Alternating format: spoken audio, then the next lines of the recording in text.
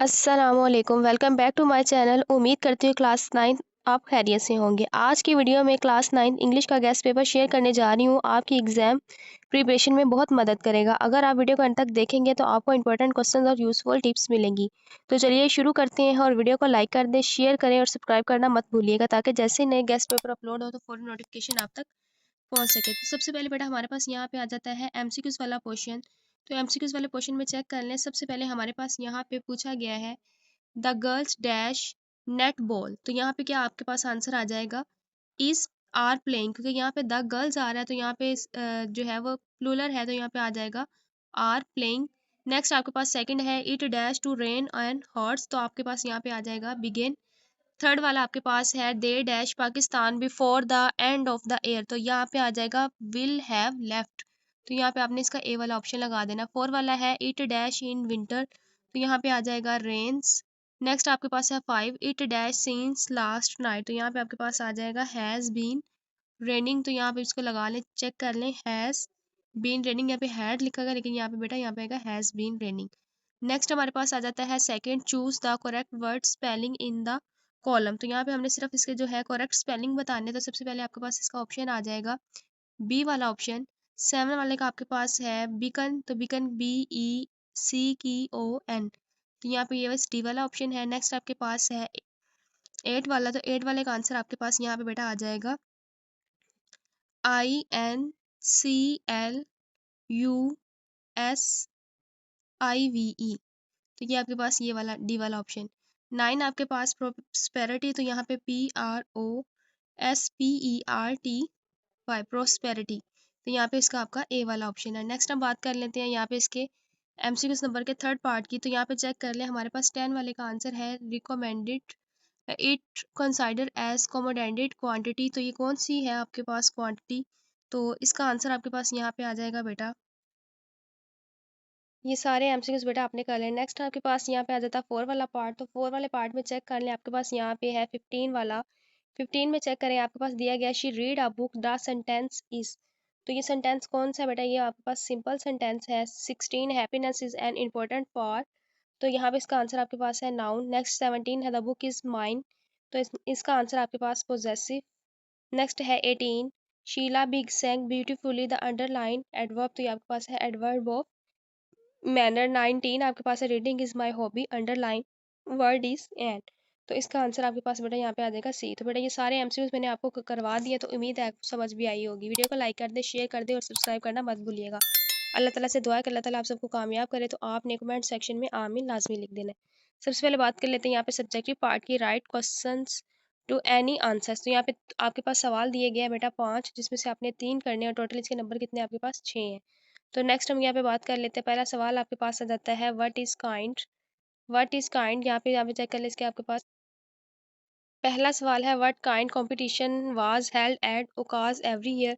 बेटा आपके पास 5 सवाल है, 5 में से आपने 3 करने। नेक्स्ट आपके पास पार्ट नंबर 2 है, पार्ट नंबर 2 में भी आपके पास 2 सवाल दिए गए जिसमें से आपने एक करना। नेक्स्ट हम कर लेते हैं यहाँ पे ट्रांसलेशन की बात, ट्रांसलेट इनटू द उर्दू, तो यहाँ पे चेक करें आपके पास 3 पार्ट दिए गए और तीनों में से आपने किसी 2 का लिखना, और ये 4-4 नंबर का एक पैराग्राफ है और ये आपके पास आपने सिर्फ 2 ही लिखने हैं। इसका जो सोल्यूशन है वो मैंने एंटर क्लास में दिया, तो इसको एंड तक लाजमी देखा करें ताकि सोल्यूशन देख के आपको जो है वो फौरी याद हो जाए पेपर यहीं का यहीं पे।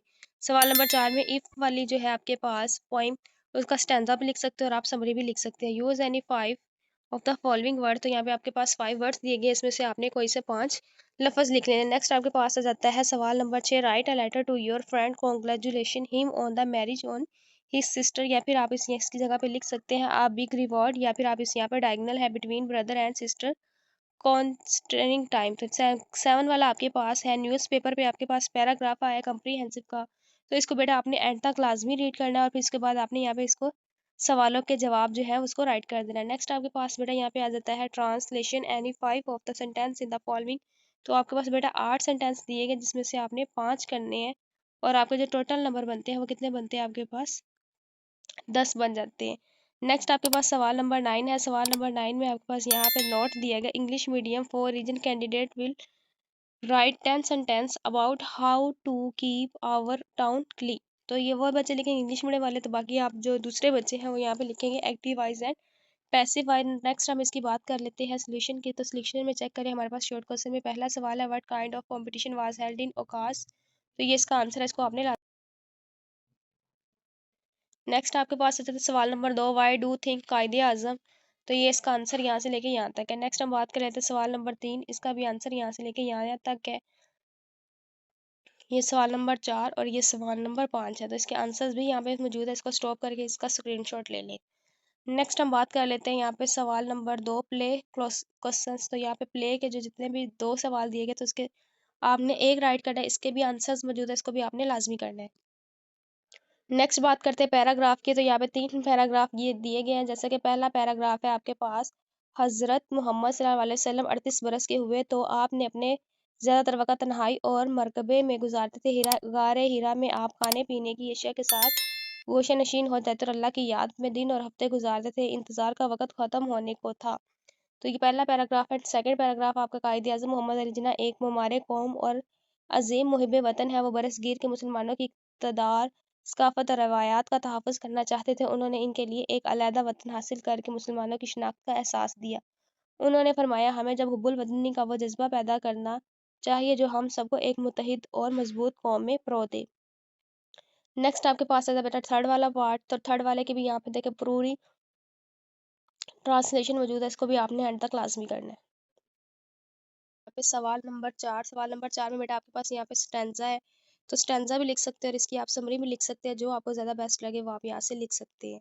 तो वो अपनी गाइड से देख लीजिएगा। नेक्स्ट आपके पास आ जाते हैं sentence, courage the soldier fought with great courage to the define the border devotion his duty earned him a promotion पैलिरियस। तो यहाँ पे देखिए सबके जो आंसर्स हैं वो यहाँ पे ऑलमोस्ट दिए गए हैं। आपने सिर्फ इसको एक दफ़ा रीड करना है। तो अल्लाह ताला से दुआ है कि अल्लाह ताला आप सबको कामयाब करे। तो बेटा आपने कमेंट सेक्शन में आमीन लाजमी लिख देना है। नेक्स्ट हम बात कर लेते हैं यहाँ पे, ये देखिए सारे इसके जो सेंटेंस थे 7 8 दिए गए हैं, इसमें से आपने कोई से 5 करने हैं।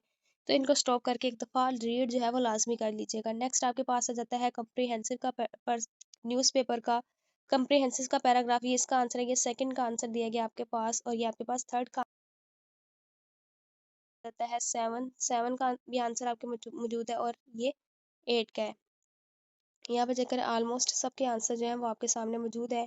इनको आपने सिर्फ एक दफ़ा रीड आउट कर लेना। नेक्स्ट आपके पास आ जाता है पैराग्राफ नंबर 8। यहाँ पे आपके पास इर्दू टू ट्रांसलेशन, घास काट ली गई, द ग्रास वास वॉर्म या फिर कट लिख सकते हैं। चोर को बेटा जा चुका था, the thief has been bitten.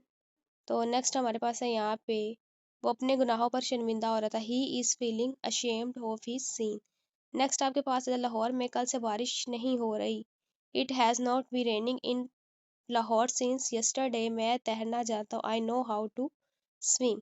Next आपके पास यहाँ पे आ जाता है 6 7 और 8। 6 है कोई दरख्त ना काटा गया, नो ट्री वाज कट। 7 आपके पास है वो ज़रूर जुर्माना अदा करेगा, he must pay the fine. 8 आपके पास है सूरज गुरूब हो चुका था, sun will have set. Next हम बात करें यहाँ पे एक्टिव पास है सवाल number 9, we did not hear a sound. तो यहाँ पे लास्ट से शुरू हो जाता है, a sound was not heard by sun. We shall है तो क्या यूज होगा, विल यूज करेंगे। We use milk for making चीज, तो milk is use for making चीज बाय अस, क्योंकि यहाँ पे हमारे पास वही का लफज यूज करें तो वहां पे क्या आ जाएगा, us. Why were they beating the boy, why was the boy beating by them, by. तो यहाँ पे their home and has been done. तो ये आपके पास सारे जो है एक्टिव और स्पेसिफाइज मौजूद है, इनको आपने एंड तक लाजमी करना है। मैंने बेटा आपको सारा गेस्ट पेपर दिखा दिया, इसका सोल्यूशन भी दे दिया। तो उम्मीद है कि आपको गेस्ट पेपर की बहुत अच्छे से समझ आई है। वीडियो को लाइक कर दे, शेयर कर दे और सब्सक्राइब करना मत भूलिएगा, ताकि जैसे नए गेस्ट पेपर अपलोड हो तो फौरन नोटिफिकेशन आप तक पहुंच सके। मिलते हैं अगली वीडियो में, तब तक के लिए अल्लाह हाफ़िज़।